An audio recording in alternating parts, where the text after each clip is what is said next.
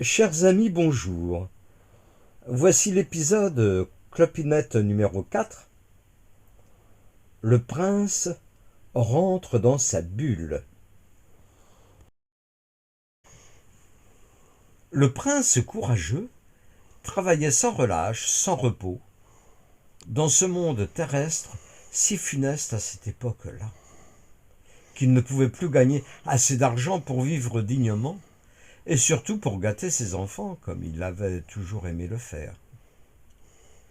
Car dans ce monde-là, on lui avait appris l'importance de l'argent avec lequel on pouvait tout acheter et se sentir puissant. On lui avait inculqué le goût du combat vers la réussite financière. C'était une valeur suprême dans son pays de l'Occident. L'argent, acheter, vendre, posséder, gagner, jouer, calculer du bénéfice. Pourtant, dans son enfance, il n'avait qu'un seul rêve, c'était chanter, jouer de la musique, inventer des histoires avec des arbres, des fleurs, des animaux, des rochers tout vibrants de couleurs et d'harmoniques. Comme le cancre de Prévert, il n'écoutait pas les sornettes de l'école, celles qui dressent les enfants à obéir, sans réfléchir, celles qui ment, au service des puissants. Vous savez, ceux qui nous soumettent en esclaves.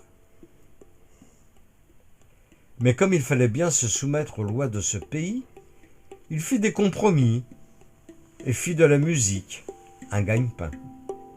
Et ma foi, il réussit bien à gagner de l'argent pendant très longtemps, très heureux de gâter ses enfants et les enfants des autres, car au fond de lui battait toujours son cœur d'enfant. C'est pour cela que la petite Clopinette l'avait suivi. Grisée d'ivresse, le cœur à l'unisson, frémissant de tendresse. Elle avait quitté ces forêts lointaines où les oiseaux sur les branches ne se souciaient pas de l'argent sans peur du lendemain. Ils chantaient gratuitement et recevaient en échange leur nourriture. Alors, quand elle vit le front de son prince de jour en jour s'assombrir, quand elle le regardait s'enfoncer dans les noirceurs de sa bulle, ce genre de carapace dont les humains s'entourent pour affronter l'ennemi, toujours le même, celui qui vous harcèle et vous tente. Dans tous les coins de votre vie, les affiches clignotantes qui répètent sans cesse « Achète ceci, achète cela, tu en as besoin. Achète encore et tu seras plus heureux, plus puissant, fier de toi, plus riche que ton voisin. Accumule, entasse, gaspille. Tu es riche.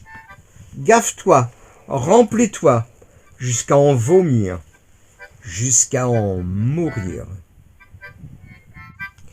Quand elle voyait cela, Clopinette devenait triste, car son prince ne lui faisait plus confiance et lui tournait le dos, ne la regardait plus les yeux dans les yeux, comme autrefois. Il ne lui chantait plus de chansons, mais il calculait l'argent. Il comptait son désastre que les puissants avaient organisé pour faire mourir les artistes. En effet, pour ces gens-là, sans scrupules, sans amour, sans poésie, les artistes sont superflus et pourraient faire obstacle à leurs plans diaboliques, leur projet d'asservir toute l'humanité, de la détruire à petits coups de seringue, d'en fabriquer une autre à coups de robotique et de puces magnétiques. Et la suite, demain.